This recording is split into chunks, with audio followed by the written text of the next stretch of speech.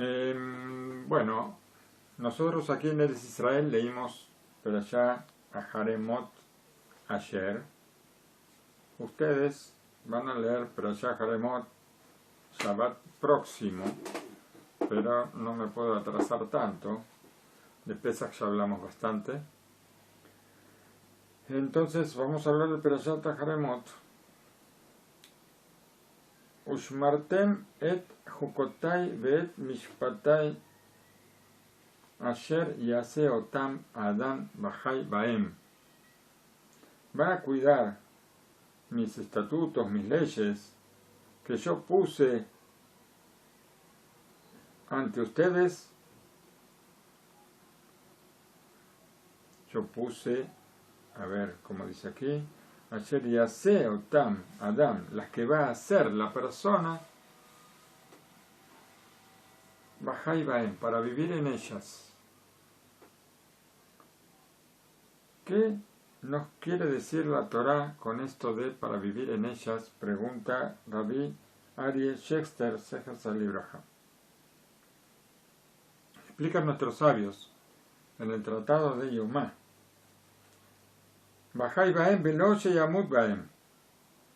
Para que vivan en ellas y no para que mueran en ellas. Las palabras de Torá Hashem las puso para vivir en ellas, no para morir en ellas. Hasu Shalom. ¿Qué significa? Que si le ponen a un yudí dos posibilidades, o pecas o te matamos, él tiene que pecar y dejarse, no se va a dejar matar.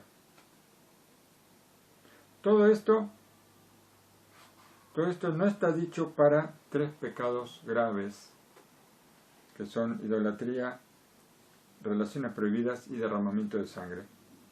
Que en ellos sí tenemos que dejarnos matar y no pecar. El Talmud, en el Tratado de Pesajim, nos enseña, nos habla sobre el tema del derramamiento de sangre. Nos va a explicar, y esto nos va a servir no solamente para el derramamiento de sangre, nos va a servir también para otras cosas.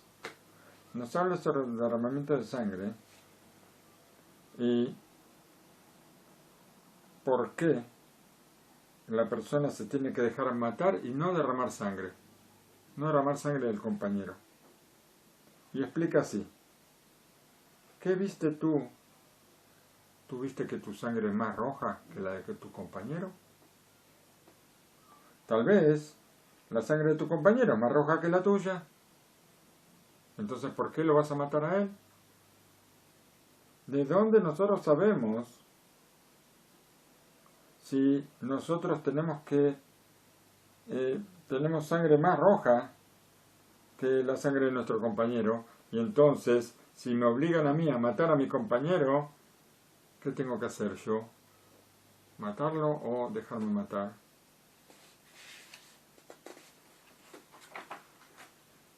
Explica Rashi. Por cuanto que yo no sé si yo tengo que matar a mi compañero, o sea, que matar a mi compañero, tal vez mi compañero es más querido que yo para Hashem, tal vez. Entonces es posible que si yo mato a mi compañero, va a faltar un yudí en el pueblo de Israel. Y además, yo estoy pecando, matando a una persona, que es un pecado grave, el pecado grave de derramamiento de sangre. O sea, hay dos cosas acá. Si yo mato a mi compañero. Viene una persona y me dice, o tú lo matas a él, o yo te mato a ti. Si yo mato a mi compañero, así explica Rashi, sobre la Gemara que pregunta quién tiene sangre más roja, o tal vez podemos preguntar quién tiene sangre más azul también, ¿no es cierto? ¿Quién es más príncipe que el otro? Rashi nos explica que si yo mato a mi compañero, va a faltar un un yudí en el pueblo de Israel, y además yo estoy cometiendo uno de los 3 pecados graves, que es derramar sangre. ¿Por qué? Tal vez mi compañero es más querido que yo para Hashem, y yo estoy pasando ahora por un asesinato, que es una prohibición. En cambio, si yo me dejo matar, si me dicen, o lo matas a tu compañero, o te mato a ti, si yo me dejo matar, solamente va a faltar un yudí, un alma de Israel, pero no va a haber ningún pecado. Y esto, ¿qué me importa a mí? Hay quien dice, tu vida primero, ¿no es cierto? Tu vida primero, me van a matar a mí, entonces le mato yo a él. Vamos a ver, el Rambam, Rabbi Moshe ben Maimón, nos va a hablar sobre lo que significa un pecado. ¿Qué es lo que significa un pecado? En las leyes de Teshuvah del Rambam, él escribió que todo hecho de la persona inclina la balanza. Hay una balanza en el mundo y hay una balanza de cada uno de nosotros. Cada buena acción, cada pecado inclina la balanza para un lado o para el otro. Por eso, esto es algo que normalmente nosotros decimos en el mes de Elul, cuando falta poquito para Rosh Hashanah, pero el Rambam dice que esto todo el año hay que pensarlo. Todo el año nosotros tenemos que ver a nosotros mismos como que estamos mitad con méritos y mitad con acusaciones. O sea, mitad preceptos, mitad pecados. Nosotros no sabemos cuál es el valor de un pecado, cuál es el valor de un precepto. No lo sabemos. ¿Por qué no lo sabemos? Hashem no quiere que lo sepamos. Porque si nosotros sabemos cuánto vale un precepto, vamos a hacer los preceptos más caros, los que valen más. Y si sabemos cuánto valen los pecados, también vamos a andar haciendo cálculos todo el tiempo para ver cómo está la balanza nuestra. Pero Hashem no quiere eso. Hashem quiere que nosotros seamos buenas personas. Quiere que corrijamos nuestras cualidades. Entonces, el Rambam nos dice, nosotros siempre tenemos que pensar que estamos mitad y mitad. Mitad pecados, mitad méritos. Entonces, y no solamente nosotros, sino también todo el mundo se encuentra mitad méritos y mitad pecados. ¿Qué va a pasar ahora? Si yo ahora hago un pecado, voy a inclinar mi balanza para hablar de los pecados, y esto me va a mandar al infierno, a lo aleno. Y no solamente a mí, al mundo también. El mundo estaba equilibrado, y ahora yo hago un pecado, y yo puedo producir una destrucción tremenda en el mundo. Pero, si yo hago un precepto, puedo traer bendición al mundo y también a mí. Entonces, nosotros somos los que vamos a inclinar la balanza. Cada uno de nosotros, cada uno va a pensar que el mundo está parejo, que mi balanza está equilibrada, y yo hago un pecado, la desequilibro para el mal. Si hago un precepto, lo desequilibro para el bien. Entonces, de esta cuenta, ¿qué va a salir? Que tenemos que, por un lado dijimos que ¿qué va a pasar si yo mato o me dejo matar? En esto va a ser lo mismo. Va a descender un alma de Israel. Tanto yo mate a mi compañero o yo me deje matar porque no lo quiero matar a él y entonces me matan a mí. Esto va a provocar el descenso de un alma de Israel. Pero si yo lo mato, yo estoy pecando. Y yo puedo destruir el mundo. Y yo puedo destruirme a mí también, mandarme a mí al infierno. Entonces, Si yo me dejo matar, tal vez voy al paraíso y tal vez el mundo también reciba la bendición. Entonces aquí está la diferencia fundamental en qué es lo que yo tengo que elegir. ¿Por qué? Porque si yo mato, voy a estar agregando un pecado al mundo y un pecado a mi cuenta. Y esto es algo no tan simple como nos explica el Rambam. Lo mismo para todos los preceptos. Tenemos que pensar de la misma forma para todos los preceptos. Que tenemos esta ley de Bajai Baem. Vas a vivir en ellas, en las palabras de Torah. Nos explica ahora el Ramban, Rabbi Moshe ben Nachman, que este versículo que trae la Torah, el versículo que leímos, que van a cuidar mis leyes, mis preceptos, que la persona va a hacer para vivir en ellos, esto nos trae una señal de que las leyes, los preceptos que Hashem puso, no los puso para limitarnos, sino que los puso para traernos una vida buena. Hashem dice, van a cumplir la Torah, no para ser presos de la Torah, sino para vivir en ella. Vivir en ella, no para morir en ella, no para morir como esclavos, no para ser presos, ni nada por el estilo, sino para vivir. La Torah es vida, no es cárcel, no es una carga, sino que es lo que nos hace vivir. Así nos dice el precepto, para vivir en ellas. Nosotros, así dice el Rab, lo dice hace unos cuantos años, no lo dice hoy, dice, nos acercamos a una época no simple, que no es simple. Una época en que toda la gente, todos los habitantes de la tierra, todos van a entender que sin Torah no hay nada. Así como muchos de ustedes lo entendieron, ¿sí? Que estaban en un mundo aparte y entendieron que sin Torah no hay nada. Y mucha gente lo va a entender después. O sea, lo van a entender todo de golpe. Y van a reconocer y van a decir que el reino de Hashem va a ser por siempre. Hashem va a reinar por siempre con honor. Y solamente Hashem va a ser el rey sobre todos nosotros y nadie más.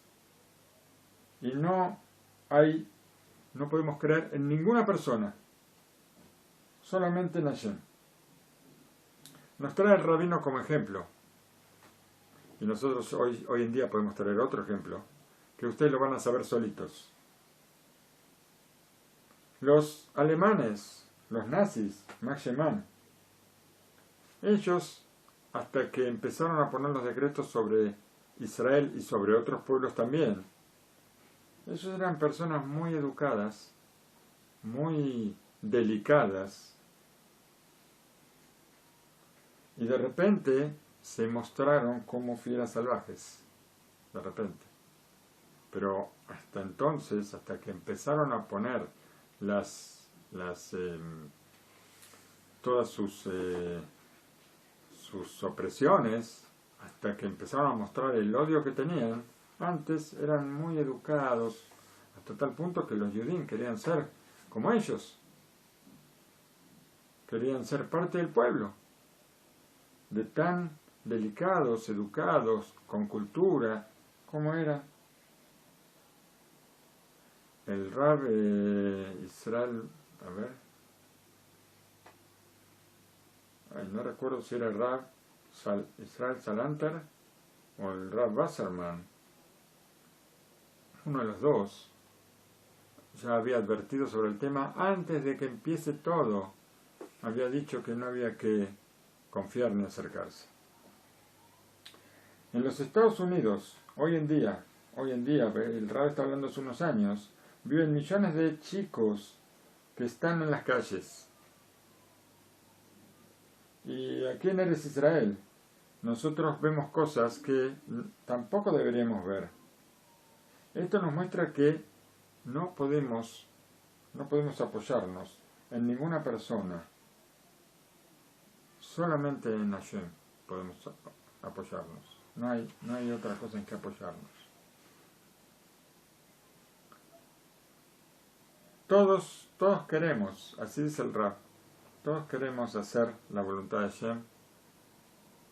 Todos queremos estar en esta categoría de para vivir en ellos, para vivir en los preceptos, para vivir en la Torah. Todos queremos que el país en el que vivimos haya vida y que sea la vida en la que se cumple la Torah y los preceptos.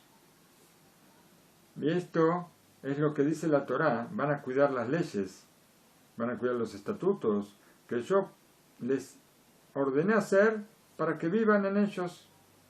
Yo soy Hashem, así termina el versículo.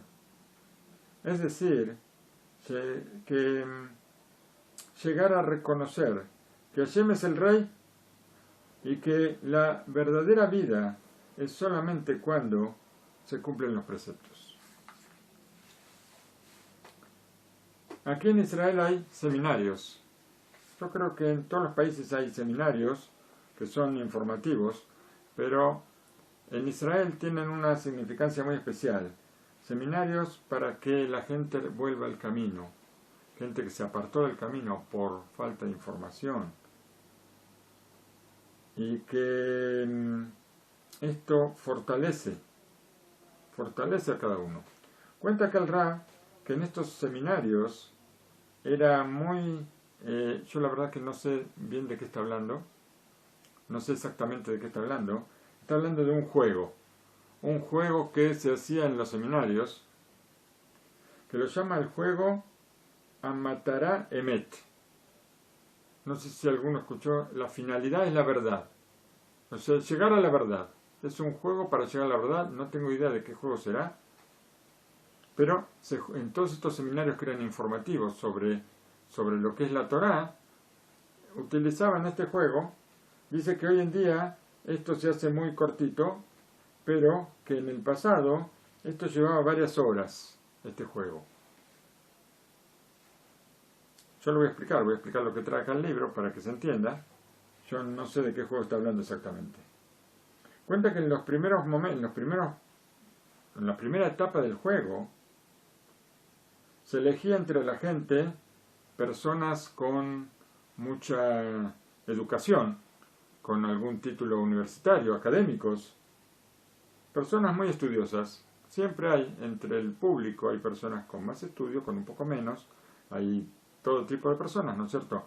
Hay personas universitarias, hay personas que no llegaron a la universidad, que son comerciantes o que trabajan en determinado lugar. Hay gente con más cultura y con un poco menos. Bueno, elegían a personas con título universitario. ¿Y cuál era la misión? ¿Cuál era la misión del juego? Ellos tenían que poner leyes o poner una especie de estatutos para levantar una empresa ordenada, una empresa que esté en funcionamiento. Esto es lo que tenían que hacer. Tenían que formar una empresa con leyes y que la empresa funcione. Cualquier tipo de empresa. Los organizadores, que eran profesores, profesor, dice acá, trae los nombres y todo, ellos analizan lo que hicieron estas personas profesionales y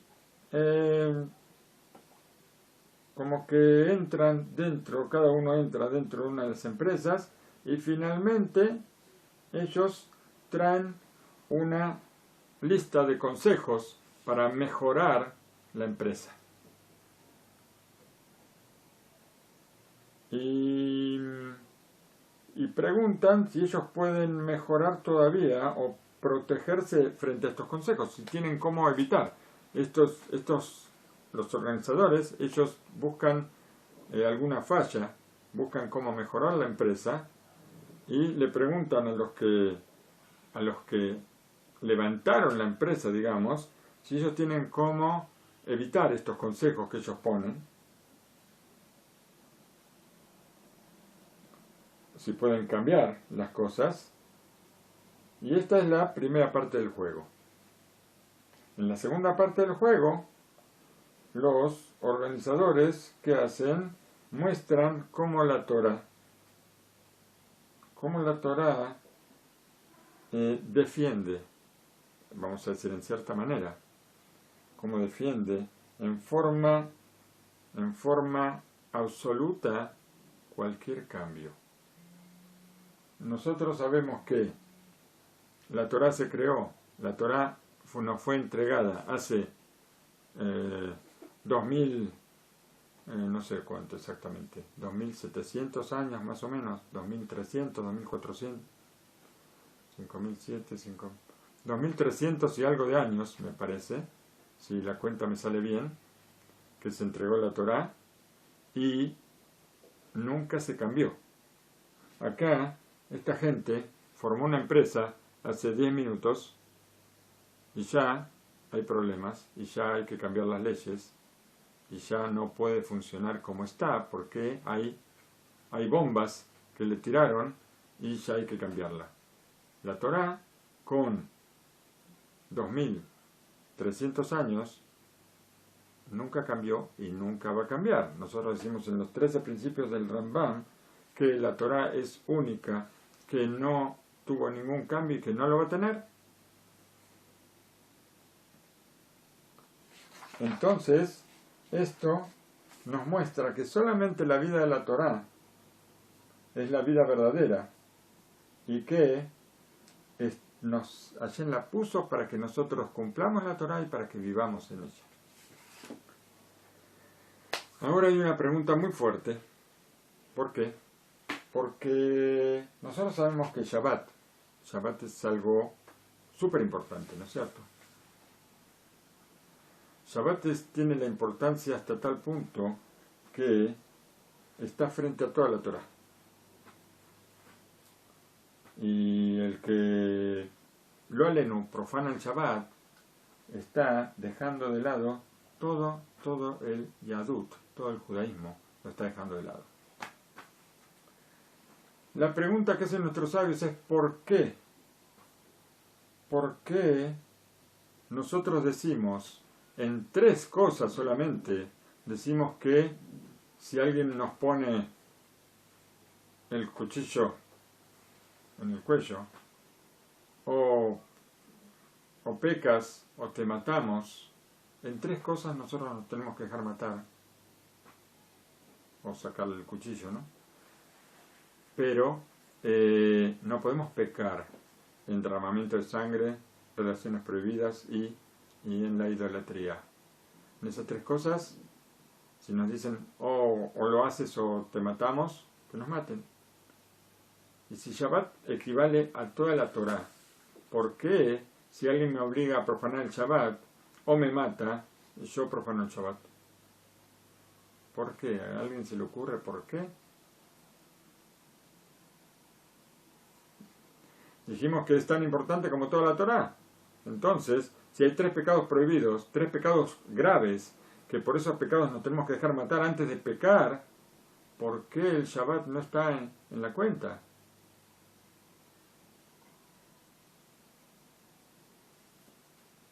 ¿Alguien me escucha?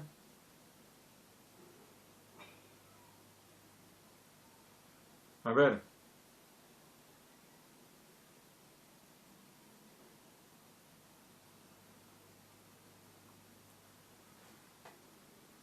Eso es otra cosa. La persona que peca en Shabbat, él pecó por voluntad. Él lo hizo, ¿cómo es el nombre? No me sale ahora. Hace tanto que no lo leemos. Shlofhad era el nombre de él. Él lo hizo porque el padre de las hijas son las hijas de Zlofhad, entonces él es Zlofhad. Bueno, entonces el padre de las 5 chicas. ¿Por qué lo hizo él? Él hizo una cuenta, él dijo que la gente tiene que saber la gravedad del Shabbat. El Shabbat se castiga con apedreamiento, el que profana el Shabbat. Él profanó el Shabbat a propósito, le advirtió, le dijo no lo hagas. Él lo hizo cuando tiene advertencia y cuando lo hace en público, entonces se castiga. Acá nadie le puso un arma al cuello y le dijo o pecas o te matamos. Nadie. Él pecó porque quiso. Según él, lo hizo Leshem Shamaim, lo hizo en nombre de Hashem, para que toda la gente vea la gravedad. ¿Por qué? Porque él dijo, la gente ya el primer Shabbat ya pecaron, ya fueron a buscar el man. Entonces, él mostró lo que era pecar. Mostró para que la gente no vaya a pecar. Sin embargo, estaba escrito que si ese Shabbat nadie pecaba, todos cumplían el Shabbat, iba a venir el Mashiach. En ese momento se iba a construir el Bet HaMikdash para siempre, para no derrumbarse nunca más. Hay una cuenta muy grande que trae el Midrash y traen los sabios sobre lo que hizo este señor. Él pensó que era Leshem Shamaim, pensó que era el nombre de Hashem, pero los sabios no dicen lo mismo. De todas maneras, la intención de él quiso ser buena, pero esto no es, nadie le puso la soga al cuello a él. Nosotros queremos saber por qué, si el Shabbat es tan grave, por qué no está incluido en estos 3 pecados tan graves, si es tan grave el Shabbat. Bueno, como no me lo dicen, vamos a seguir para no demorarnos. El Ora Haim HaKadosh, Rabbi Haim Ben Atar, de Marruecos, uno de los principales comentaristas de la Torá. Él nos dice que HaKadosh Baruj Hu es tanto el amor que tiene por el pueblo de Israel, hasta el punto que él está decidido a renunciar a este regalo tan querido, este regalo que él tenía escondido en sus tesoros, y que le dijo a Moshe Rabenu, ve, infórmale al pueblo de Israel que yo se lo estoy dando, que lo sepan que están recibiendo un tesoro tan grande. Él está dispuesto a renunciar a esto ¿por qué? Por la vida del pueblo de Israel, para el bien del pueblo de Israel. Que si amenazan a un judío de que tiene que profanar el Shabbat o lo matan, que profane el Shabbat y que no se deje matar, porque Hashem quiere que él viva. Y hasta tal punto que Yorahu, él está dispuesto a renunciar al Shabbat, y escuchen bien ahora, pero no está dispuesto a renunciar al honor de una hija de Israel. El honor de una hija de Israel vale más que toda la vida para Hashem. Cuenta acá Rav Shexter.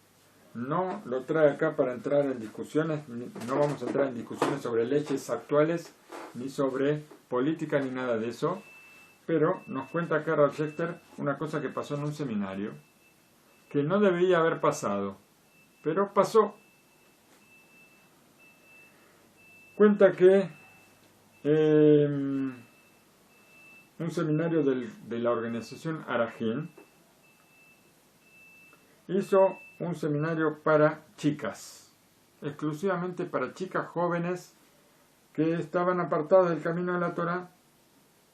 Lo hizo en un hotel en Jerusalén, y al final del seminario siempre había como una conclusión sobre lo que era el seminario.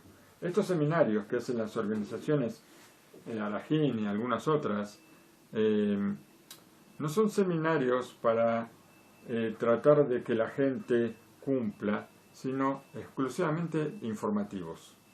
Hay mucha desinformación entre la gente no observante y entre algunos observantes también. Y estos seminarios son muy útiles porque traen la verdad a la gente para que la gente elija. el Rab aclara que en estos seminarios uno tiene que entrar en forma objetiva. ¿Por qué? Si una persona va al seminario sabiendo cuál es la verdad, bueno, todos sabemos cuál es la verdad, todos sabemos que la Torah es verdad, pero si uno va ya con que la Torah es verdad, entonces toda la información que recibe va a ser subjetiva al saber que la Torah es verdad, y esto lo va a obligar a cumplir con la Torah. O sea que va a ser como una soga al cuello prácticamente. Por eso el Rab pide a la gente siempre, en los seminarios, que la gente entre en forma objetiva. Sepa yo cuál es la verdad o no sepa cuál es la verdad, no importa. Yo vengo a escuchar. Nadie me obliga absolutamente a nada. Vengo a escuchar y después voy a pensar en lo que escuché o lo que no escuché. Bueno, cuando terminó el seminario, hubo una serie de conclusiones donde algunas personas le preguntan qué es lo que escuchó, qué es lo que sintió, qué es lo que vivió. Pero surgió un tema que no estaba en los cálculos y se armó una discusión muy fuerte. Una de las chicas, ella puso una queja y dijo que ella estaba, se metió en una discusión que había en ese momento en el país sobre si las chicas tenían que ir al servicio militar o no. Y ella dijo que ella estaba de acuerdo con el servicio militar de las chicas. ¿Por qué? Porque gracias al servicio militar ella dejó de fumar y dejó de comer en Yom Kippur. Porque hasta ese momento ella fumaba y comía en Yom Kippur, y en el servicio militar le enseñaron a no fumar y no comer en Yom Kippur. No solamente eso, sino que fue a la sinagoga, que nunca había ido. Enseguida, cuando ella terminó, saltaron otras chicas en contra. Y se armó una discusión muy grande, que dijeron que esto destruía el judaísmo de las chicas. Y una parte se puso a un lado, una parte se puso de la otra.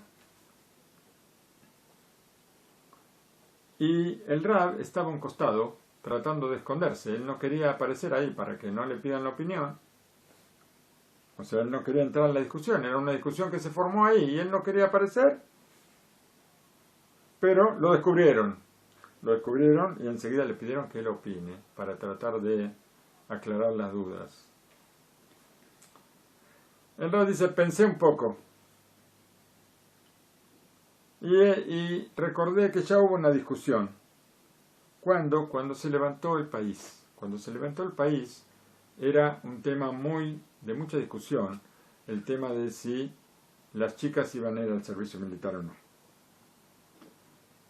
Y la discusión se centraba especialmente en las chicas que eran de familias observantes. ¿Por qué? Porque las familias observantes no querían que las chicas vayan al servicio militar. Con las chicas no observantes no había problema, porque ellas no tenían problema en ir o no. Pero por cuanto que en el servicio militar estaban todos juntos, y no sé, hoy en día yo creo que a las chicas que hacen el servicio, lo que se llama el Leumí, ¿cómo se llama? Sherut Leumí, las chicas observantes hacen una especie de voluntariado en determinados lugares donde hace falta, que la gente necesita cierto tipo de ayuda, en hospitales o en algunos otros lugares, y hacen un tipo de servicio más que nada humanitario, pero creo que a las chicas les permiten usar faldas, ¿no es cierto? No sé, no estoy seguro.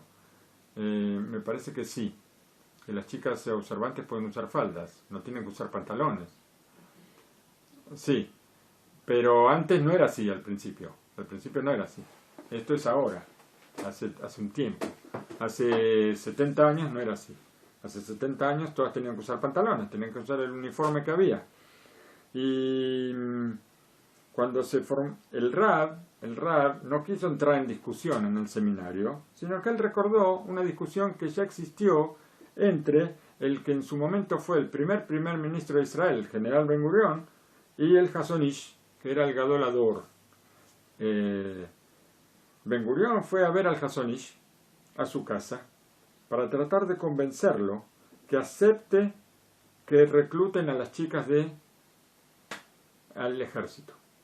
¿Por qué? Porque si la aceptaba, automáticamente toda la comunidad observante iba a tener que acatar la aceptación del Hazon Ish. Por eso Ben Gurión fue a hablar con el Hazon Ish.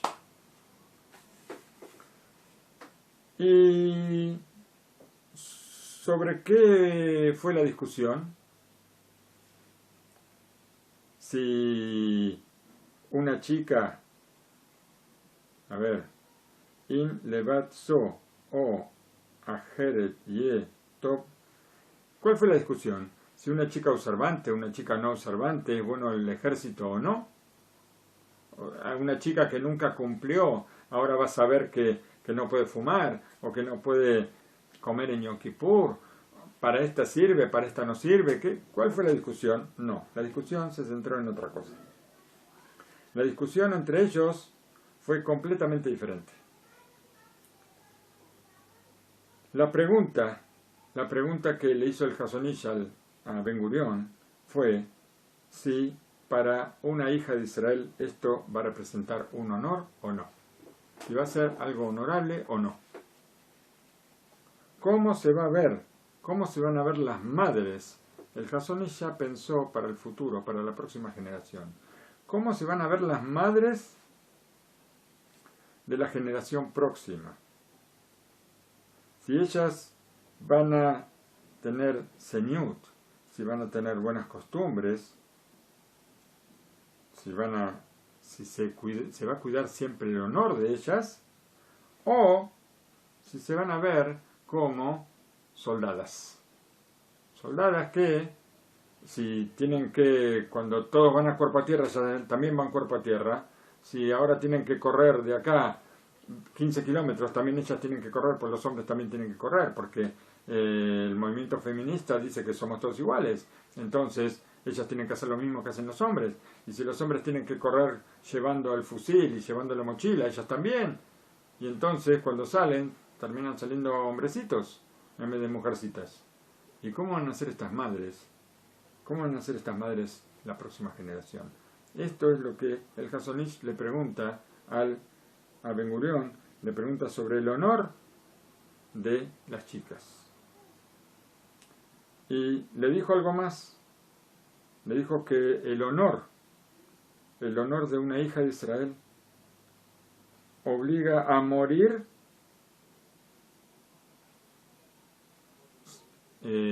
si tengo que elegir entre cuidar el honor y no cuidar el honor, es preferible morir antes que descuidar el honor. O sea que entra en la categoría de los 3 pecados graves: faltar el honor de una hija de Israel. Y cuando el Hazon Ish vio que todavía Ben Gurión no estaba convencido, llamó a las hijas del Stapler, a las sobrinas. Las hijas del Stapler vendrían a ser las hermanas de Rav Chaim Kanievsky, que falleció hace un mes. Llamó a sus sobrinas y les dijo a ellas: si alguien las quiere convencer a ustedes de entrar al ejército y que les dicen que si no entran al ejército las van a matar, preferible dejarse matar y no entrar al ejército. Así le dijo el Hazon Ish a las sobrinas. Y después de eso le habló Ben Gurión. ¿Y qué le dijo? ¿En qué tu fuerza es mayor que la mía? Así le preguntó. ¿En qué tu fuerza es mayor que la mía? Tú tienes más fuerza porque tienes armas. Tú eres general del ejército. Y tienes armas. Y yo no tengo armas, dijo el Hazon Ish. Pero en el momento que yo le dije a las hijas de Israel que mueran antes de entrar al ejército, ahora las armas las puedes tirar al tacho de basura. ¿Por qué? Porque ya no te dan ninguna fuerza. Nosotros no vamos a permitir que las chicas pierdan su honor. Así dijo el Hazon Ish. No todas las conversaciones, el Hazon Ish y Ben Gurión hablaron muchísimo ese día. Fue un día especial donde no hubo periodistas, donde no hubo nadie con ellos, y que el Hazon Ish no habló una palabra de lo que se habló dentro de la sala, sino todas las cosas después el Ben Gurión las habló con los periodistas, y todas las cosas que se saben es lo que él contó de su conversación con el Hazon Ish. Hay una cosa que no está aquí, que yo leí, no me acuerdo exactamente dónde, pero que en cierta oportunidad una familia de Herzliya, una familia que estaba totalmente alejada de la Torá, en la familia esta apareció un hijo que iba a la yeshiva, un hijo que estudiaba en una yeshiva, y le preguntaron cómo fue. A los padres le preguntaron cómo fue que este hijo llegó a la yeshiva, y contó la madre, contó que el padre era secretario de Ben Gurión, y la suegra siempre encendía las velas de Shabbat, aunque no respetaban el Shabbat, pero hay mucha gente que, a pesar de no respetar el Shabbat, pero encienden las velas de Shabbat, mucha gente. Una costumbre que tienen, que de los abuelos, de los bisabuelos, de los tatarabuelos, de encender las velas del Shabbat, y las encienden. Y cada vez que se encienden las velas, la mujer que enciende las velas hace una tefilá. Esta mujer, que el hijo era secretario de Ben Gurión, y tanto lo admiraba, el hijo admiraba tanto a Ben Gurión como general y después como primer ministro, la mamá, siempre cuando encendía las velas, ella pedía que sus nietos sean como Ben Gurión.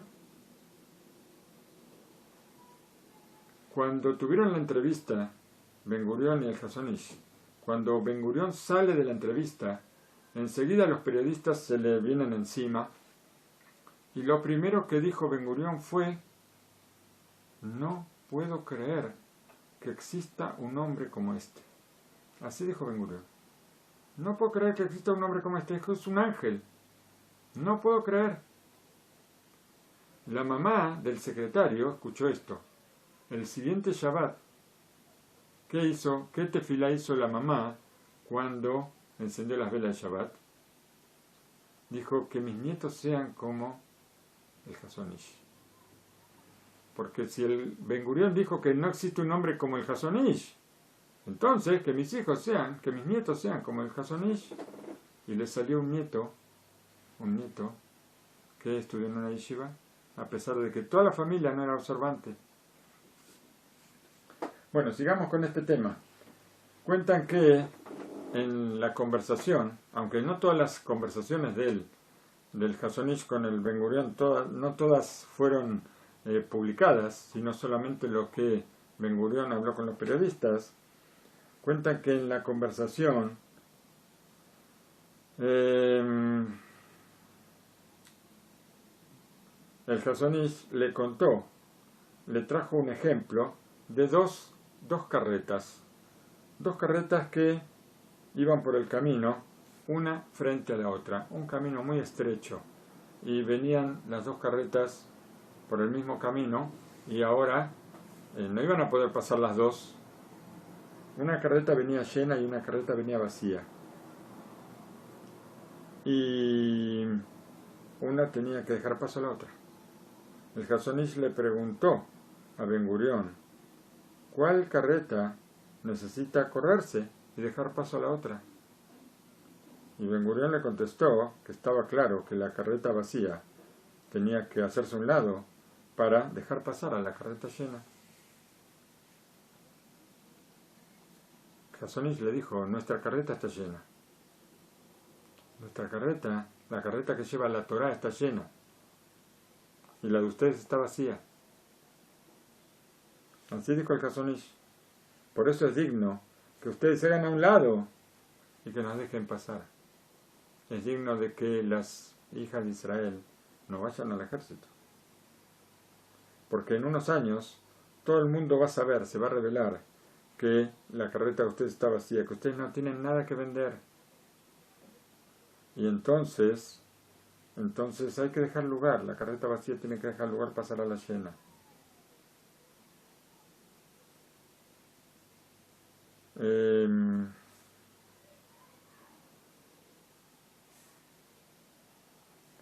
Creo que vamos a dejar esta parte aquí y vamos a seguir un poco más adelante, porque no quiero entrar mucho en discusiones que son ya otro terreno.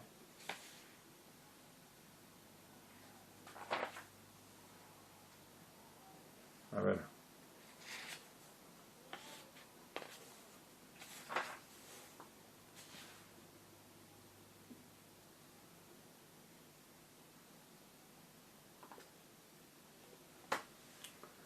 Nos cuenta aquí el Rav Schechter sobre una familia que vivía en Arad,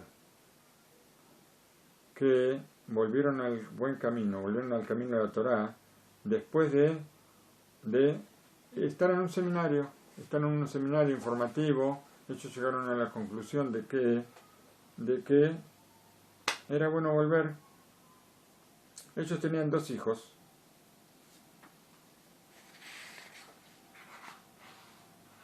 Un momento.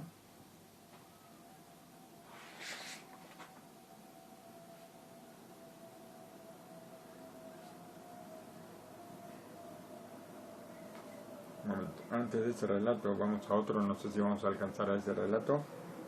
Cuenta el Rav que en el cuarto de un hospital había 2 enfermos mayores. Uno era observante de la Torá y el otro no, para nada, totalmente contra la Torá. A pesar de que los 2 estaban enfermos, pero empezaron a discutir uno con otro. Y la discusión fue tremenda. Discutían por supuesto, sobre la Torá y discutían sobre las leyes del país. De pronto entraron al cuarto 4 jóvenes con barba y vestidos como observantes, y se acercaron a la cama del hombre no observante.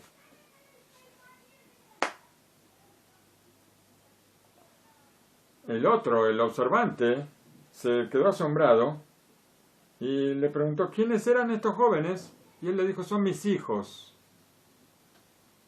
Entonces ahí se quedó más asombrado todavía. ¿Cómo puede ser? Este hombre no observante discute con el observante sobre todo lo que pueda discutir, y los hijos son todos cuidan la Torá. ¿Cómo es posible una cosa así? El observante le pregunta: ¿cómo puede ser que en tu casa crecieron chicos como estos?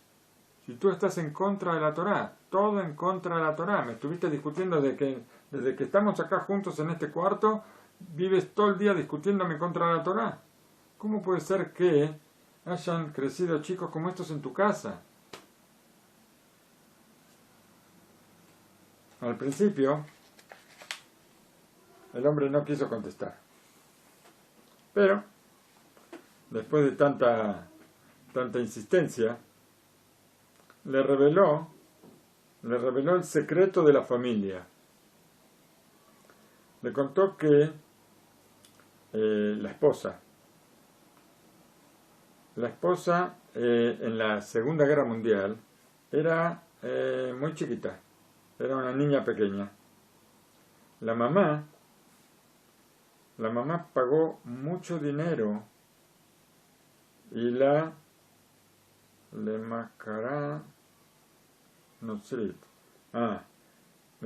pagó mucho dinero a una familia a una familia no judía para que la escondan en la casa. Y así salvó a la hija de la muerte, la mamá. Le pagó a la familia para que la críen, para que la escondan. En los últimos minutos que estuvieron juntas, la mamá le dijo a la hija: dime esto ahora, por favor, di esto ahora. Yo te aseguro cuidar la pureza familiar. La pureza familiar. Pureza familiar, ¿saben lo que es la pureza familiar? Que hay ciertos cuidados en el matrimonio, entre el hombre y la mujer. Hay tiempos que pueden estar juntos, tiempos que no pueden estar juntos, y esto forma parte de la pureza familiar.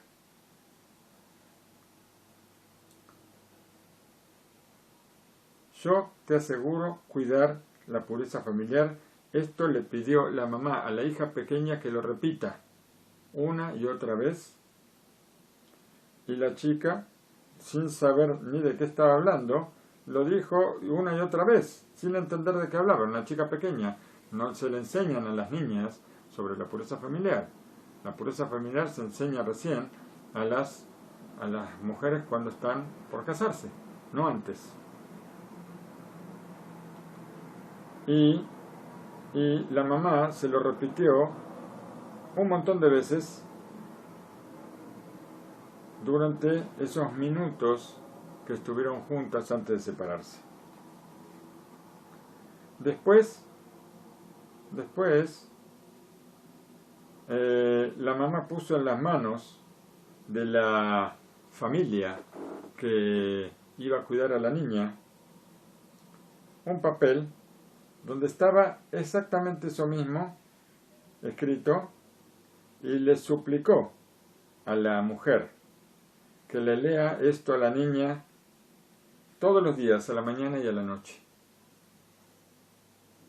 Después de la guerra, la niña llegó a la tierra de Israel, sola, sin nada, y fue a un kibutz, como mucha gente que después de la guerra fueron a kibutzim. La vida anterior estaba la vida con la mamá estaba toda en una nebulosa. La vida siguiente fue en la familia en una familia no judía, en la época de la guerra. Y en el kibutz no había mucho de Torah y preceptos, era un kibutz no observante.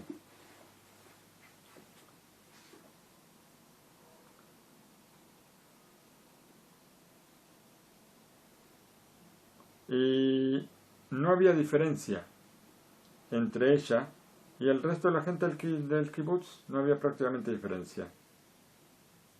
Todo esto lo está contando el hombre que tuvo los 4 hijos que le salieron observantes sin saber cómo, ¿no es cierto? Siguió contando. Pero, cuando la niña llegó a los 18 años y se quisieron casar, él se casó con ella.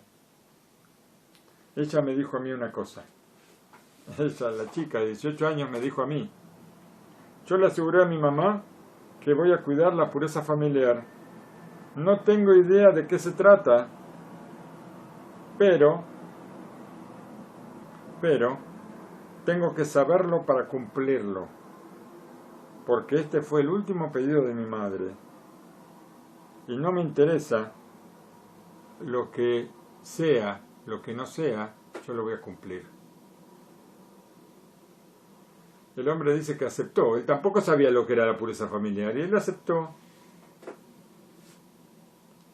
Y ella hizo contacto con una rabanit, con la esposa de un rabino, observante, y así le enseñó a cumplir con la garantía que le había puesto a su mamá. Entonces, así se puede entender por qué salieron chicos observantes de esta familia. ¿Por qué? Justamente porque cuidaron la pureza familiar. Y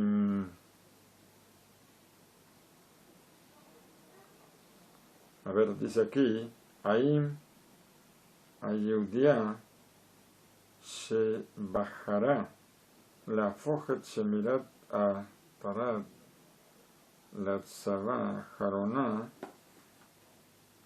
ומחייבת לא רק הבטיחה הבטיחה את Efraín. Dice que lo que la mamá le pidió a la hija para que cumpla no solamente sirvió para traer pureza al matrimonio, sino que también trajo pureza para la descendencia, para que florezca una familia observante de la Torá. Dice, y esto es lo que el Hasonish fue tan estricto justamente en el kabod, en el honor. El honor de la hija de Israel. Cuando la hija de Israel casada cuida de su pureza familiar, cuando la hija de Israel soltera cuida el recato, cuida las buenas costumbres, entonces esto nos da la garantía de una continuidad, de que la Torá sea para que vivamos en ella.